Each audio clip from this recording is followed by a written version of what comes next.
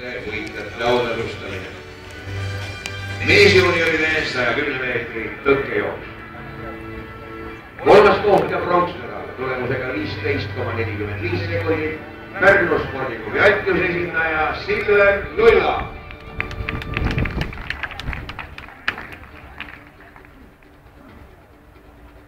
Teine koht ja hõbemedal ajaga 15,19 sekundit. Pärnu spordiklubi Atjuse esindaja Ranno Tasane.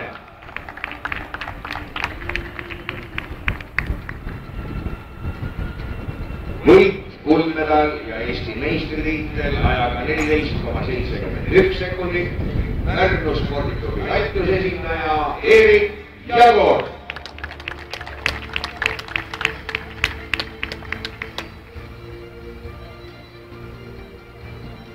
Eesti meistri treener Ando Kalginõmm.